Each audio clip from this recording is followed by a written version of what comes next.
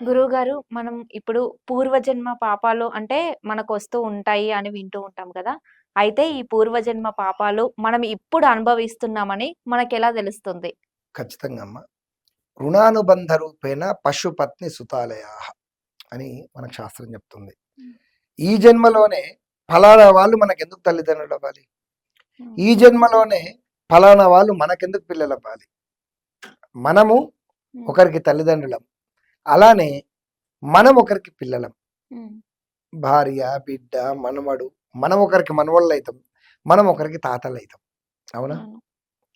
ఒక మనిషి ఇన్ని రకాల రిలేషన్స్‌తో ఒకనికి స్నేహితుడిగా, హ్మ్. ఒకనికి అప్పు ఇచ్చిన వాడిగా, ఒకరికి అప్పు తీసుకున్నటువంటి వాడిగా, ఒకరికి యజమానిగా, ఒకరి కింద పనివాడిగా, ఒకరికి భర్తగా, ఒకరికి అన్నగా, ఒకరికి తమ్మునిగా, ఒకరికి అత్తగా, ఒకరికి మామగా, ఒకరికి చెల్లిగా ఇన్ని రకాల రిలేషన్స్. హ్మ్. ఒక మనిషి ఎన్ని రకాల బాధ్యతలను, రిలేషన్స్‌ని మెయింటైన్ చేస్తున్నాడా లేదా? చేస్తున్నాం. దీనంతటికి కారణం ఏమిటి? కర్మ. హ్మ్. అవునా? మనం చేసుకున్నటువంటి కర్మ, రుణం. నువ్వేం చేస్తావు? నీ జీవితంలో ఎవడైనా బాగా కష్టాల్లో ఉన్నప్పుడు సహాయం చేస్తే, అయ్యా చచ్చి నీ కడుపులో పుట్టైనా సరే, నీ రుణం తీర్చుకుంటా అంటావు. హ్మ్. అవునా? అవును. నువ్వు చేసిన సాయం నేను మర్చిపోలేను. నా దగ్గర ఉన్నది మొత్తం నీకిచ్చినా, నువ్వు చేసిన సాయానికి సెట్ కాదయ్యా. హ్మ్. సో, చచ్చి నీ కడుపులో పుట్టైనా సరే, నీ రుణం తీర్చుకుంటా అని అంటావు. అవును. రుణానుబంధ రూపేణ పశుపత్ని సుతాలయాః. హ్మ్. ఈ రుణాలలో కొన్ని దారుణాలు కూడా ఉంటాయి. హ్మ్. అర్థమైందా? ఏంటవి గురువుగారు? ఆ దారుణాలు ఏంటి అంటే, నీ దగ్గర నుంచి నాకేదో అవసరం ఉంది. నీ దగ్గర నుంచి ఒక ₹1,00,000 అప్పు తీసుకున్నా. హ్మ్. తర్వాత నీకు డబ్బు ఇయ్యకుండా ఎగ్గొట్టేశాను. హ్మ్. అర్థమైందా? దీని కర్మ మరుసటి జన్మలో ఆ కర్మ ప్రారబ్ధాన్ని బట్టి అయితే నీ ఇంట్లో పెంపుడు జంతువులుగా పుడతా. ఓకే. ఆ రుణం అయ్యేంత వరకు నీకుంటది. హ్మ్. లేదు మరుసటి జన్మలో కాలం విత్ వడ్డీ కాలిక్యులేట్ చేసి హ్మ్. మరుసటి జన్మలో మళ్ళీ నేనే నిన్ను నమ్మి లేదా నేనే నీకు ఓ 10,00,000 ఇచ్చేస్తా హ్మ్. విత్ వడ్డీ. ఇలా కొన్నుంటాయి. హ్మ్. ఇది ఆర్థిక పరమైనటువంటివి. ఓకే. ఇలా కాక ఈ జన్మలో జన్మనిచ్చినటువంటి తల్లిదండ్రులను హ్మ్. మనం సరిగ్గా చూసుకోకపోతే, వాళ్ళను వృద్ధాశ్రమాల్లో, అనాథాశ్రమాల్లో వేస్తే, ఆడబిడ్డలు, తోబుట్టువుల యొక్క ఆస్తిపాస్తుల్ని, అన్నదమ్ముల యొక్క ఆస్తిపాస్తుల్ని మనం తీసుకొని వాళ్ళకియ్యకపోయినా హ్మ్. అర్థమైందా? విశేషించి భర్త మాటలో, భార్య మాటలో, వాళ్ళ మాటలో, వీళ్ళ మాటలో చెప్పుడు మాటలకు మన రక్త సంబంధాన్ని తెంచుకుంటూ హ్మ్. తల్లిదండ్రులు కావచ్చు, కుటుంబాలు కావచ్చు, ఎవరైనా కావచ్చు. బయట నుంచి వచ్చినటువంటి వ్యక్తుల మాటలు, స్నేహితుల మాటలు, బంధువుల మాటలు, ఇంకెవరో ఎవరి కోసమో వాళ్ళ యొక్క మాటల ప్రభావం వల్ల నిజాన్ని నువ్వు గమనించకుండా నీ అనుకునేటటువంటి వాళ్ళను నువ్వు బాధ పెట్టినప్పుడు హ్మ్. వాళ్ళ యొక్క ఆత్మఘోష ఉంటది కదా! ఆ ఆత్మఘోష కలకల అంటారు. దాని ప్రభావం వల్ల మరుసటి జన్మలో అవిటితనంగా పుడతావు. ఓకే. అర్థమైందా? హ్మ్. అవిటి వాళ్ళుగా పుడతారు. రోడ్డు మీద మీరు చూస్తూ ఉంటారు. హ్మ్. కాళ్ళు చేతులు లేకుండా వాడిని తీసుకొచ్చి రోడ్డు మీద పడేస్తాడు వాడు. వానికి హ్మ్. కాళ్ళు చేతులు ఉండవు. వాడు అలా కూర్చుంటాడు. వాడి ముందర ఒక చెప్పు ఉంటది. హ్మ్. మనం ప్రతిరోజు చూస్తుంటాం. అవును. ఎండ కొడుతుంటది. చిన్న బనీను. ఎండ కొడుతుంటది. చర్మం కాలుతుంటది ఎండకు. హ్మ్. వాడు చెప్పుకోలేడు పరిస్థితి. గొడవ గూడా ఉండదు. కనీసం గొడుగు గూడా ఉండదు.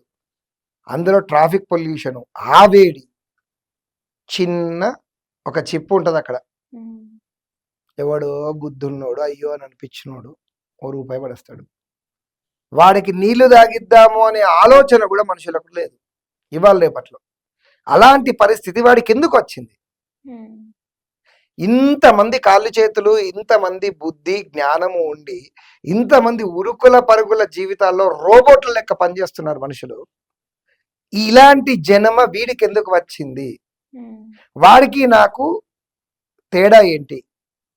వాడికన్నా నేను ఎందులో ఉత్తమంగా ఉన్నాను అన్న ఆలోచన వచ్చిందా? వాడు పూర్వజన్మలో తల్లిదండ్రులు కావచ్చు, గురువులను కావచ్చు, గోహత్య కావచ్చు, స్త్రీ హత్య కావచ్చు, భ్రూణ హత్యాంబ ఏతే జ్ఞంతి ఇప్పుడు జరిగేవి అబార్షన్స్ హ్మ్. ఎంత పెద్ద దోషాలు తెలుసా? తల్లిదండ్రులను చూడకపోతే ఎంత పెద్ద తప్పులు తెలుసా?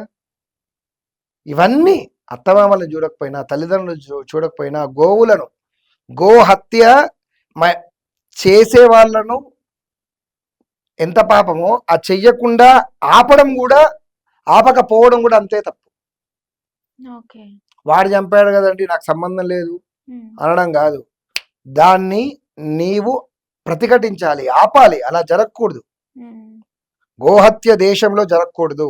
అలా జరుగుతుంది అంటే దానికి కారకులైనటువంటి ప్రతి ఒక్కరు బాధ్యులే. ఓకే. దాన్ని ఆపకపోవడం కూడా నీ తప్పే. హ్మ్.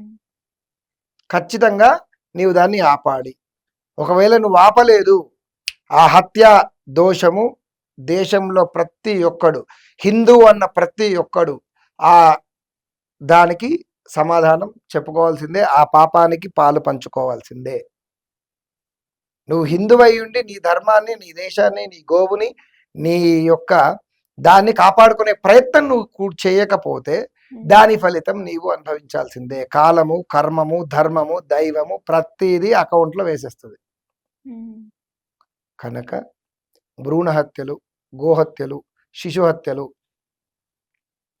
కష్టార్జితం కాకుండా వేరే వారిని ముంచినటువంటి డబ్బులు, హ్మ్. నీ యొక్క అన్నదమ్ములు, అక్క చెల్లెళ్ళు, తోడబుట్టులు ఉన్నటువంటి వాళ్ళ డబ్బులు, నీ తల్లిదండ్రులను నువ్వు అనాథాశ్రమంలో పడేసిన, నీ భార్యా బిడ్డల్ని నువ్వు సక్రమంగా చూసుకోకుండా, హ్మ్. నీకంటూ చక్కని కుటుంబం ఉన్నా కానీ వేరే వ్యవహారాలలో ఇతర స్త్రీలతో కావచ్చు, ఇతర పురుషులతో కావచ్చు, రకరకాల సంబంధాలు పెట్టుకున్నా, ఇవన్నీ కూడా దోషాలే. కనుక దీని యొక్క ప్రభావము ఎవరు చెప్తారు సమాధానం?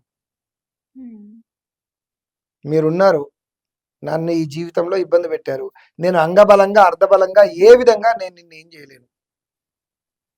ఏం చేయలేను, నేను అశక్తుణ్ణి. హ్మ్. అలాంటప్పుడు అంతేనా ఇక నా జీవితం? నువ్వు నన్ను తొక్కేస్తూనే ఉంటావు, నేను లోపలికి వెళ్ళిపోతూనే ఉంటా. నాకంటూ ఒక స్వేచ్ఛ, నాకంటూ ఒక కుటుంబము, నాకంటూ ఉన్న జీవితంలో హ్మ్. రాత్రికి రాత్రి మొత్తం నువ్వు వచ్చి నా జీవితాన్ని మొత్తం తారుమారు చేసేసి ఉన్నాయన్నీ తీసుకొని వెళ్ళిపోతే అడిగే హక్కు, ప్రశ్నించే హక్కు, అయ్యో నాకు అన్యాయం జరుగుతుంది నన్ను కాపాడండి అని చెప్పుకున్నప్పుడు ఏ విధంగా చూసినా నేను నిన్ను ఏమీ చేయలేని పరిస్థితుల్లో ఉంటే, నిస్సహాయమైన స్థితిలో ఉంటే హ్మ్. దీనికి సమాధానం ఎవరు చెప్పాలి? ఆ టైంలో ప్రకృతి క్యాల్కులేట్ చేస్తుందట. ఓకే. దానికి సాక్షిభూతి హ్మ్. పంచభూతములు, సూర్యచంద్రుడు, ప్రకృతి, గోవులు, బ్రాహ్మణులు, ఇవన్నీ సాక్ష్యాలు. హ్మ్. తర్వాత మన అంతరాత్మ సాక్ష్యం. ఇవి క్యాల్కులేట్ చేసి మరుజన్మలో వాడు చేసిన కర్మ, వాడు చేసిన చర్యకు ప్రతిరూపాలుగా హ్మ్. నెక్స్ట్ జన్మ వస్తుంది. ఓకే. కనుకనే హ్మ్. మనము చేసేటటువంటి పుణ్య పాపములు ఈ జన్మలోనే, పోయిన జన్మకు చేసినటువంటివి ఈ జన్మలో మనం హ్మ్. అనుభవిస్తాం. కానీ ఇందులో ఇంకొక కొన్ని ఉంటాయి. ఈ జన్మలో చేసినవి కూడా ఈ జన్మలో అనుభవిస్తాం మనం. హ్మ్. ఎలాంటివి దానికి ఏంటిది గురువుగారు? తెలుసా? హ్మ్. మెరిట్స్, డిమెరిట్స్ ఆలోచిస్తే హ్మ్. ఎగ్జాంపుల్, మీరు ఎప్పుడో ఎవరినో ఇబ్బంది పెట్టారు. హ్మ్. అదొక సంవత్సరానికో, 2 ఏళ్ళకో కావచ్చు. ఏదో ఒక సమస్య వస్తుంది మీకు. హ్మ్. సమస్య వచ్చినప్పుడు ఇంటర్నల్‌గా మీ అంతరాత్మ మీకు ఒక విషయాన్ని సూచిస్తది. హ్మ్. ఫలానా రోజు వాడిని నేను ఇబ్బంది పెట్టినా, వాడి కలకల ఈరోజు నాకు తగులుతుంది, వాడిదే కావచ్చు హుహు. అని నీ అంతరాత్మ అనిపిస్తది నీకు. యాక్చువల్‌గా నీ జీవితంలో నువ్వు 10 మందిని ఇబ్బంది పెట్టినా, నువ్వు పడుతున్న ఇబ్బందికి ఆ సమయానికి ఏ వ్యక్తి అయితే గుర్తొస్తాడో హ్మ్. వాడి కలకల వల్ల నీకు, అందుకే ఆ సమయానికి వాడే గుర్తొస్తాడు ఎంతమంది ఉన్నా. ఓకే. అర్థమైందా? అది హ్మ్. ఈ జన్మలో చేసుకున్న దానికి ఈ జన్మలోనే నువ్వు అనుభవిస్తావు, హ్మ్. సెటిల్మెంట్ అయిపోతుంది. కానీ నీ కర్మ మరీ బలీయం అయిపోయింది అని అంటే వచ్చే జన్మకు ట్రాన్స్ఫర్ అవుతుంది. హ్మ్. కానీ కర్మను తగ్గించడం కానీ, అంటే కర్మను తొలగించడం అనేది హిందూ ధర్మంలో ఎక్కడా లేదు. హ్మ్. నువ్వు ఎన్ని పూజలు చేసుకో, కర్మ నుంచి నువ్వు తప్పించుకోలేవు. భగవంతుడు కూడా తప్పించుకోలేడు. కానీ దాని ప్రభావాన్ని తగ్గించవచ్చు. ఓకే. ప్రభావాన్ని అంటే మొత్తానికే నీ దగ్గర ఒక 100 రూపాయలు పోయేవి, హ్మ్. 100 కాకుండా నువ్వు మరికొన్ని నీ తప్పు నువ్వు తెలుసుకొని నిజంగానే ధార్మికంగా ఉండాలి అని భగవంతుని ముందర త్రికరణ శుద్ధిగా నువ్వు ఏవైనా మళ్ళీ దైవ కార్యాలు చేస్తే హ్మ్. ఆ 100 రూపాయలు పోవాల్సిన చోట 50 పోతుంది, 50 వస్తుంది. 50 ఓకే. అయితే 50 మిగిలింది అనుకొని తృప్తిపరచుకోవాలి అంతే. కానీ మొత్తానికి సేఫ్ అనడానికి లేదు. నువ్వు ఓకే. అనుభవించాల్సిందే. హ్మ్. అది ధర్మం. ఓకే. అయితే కర్మననేటి ఖచ్చితంగా అనుభవించాల్సిందే ఇంకా. ఖచ్చితంగా. ఓకే గురువుగారు.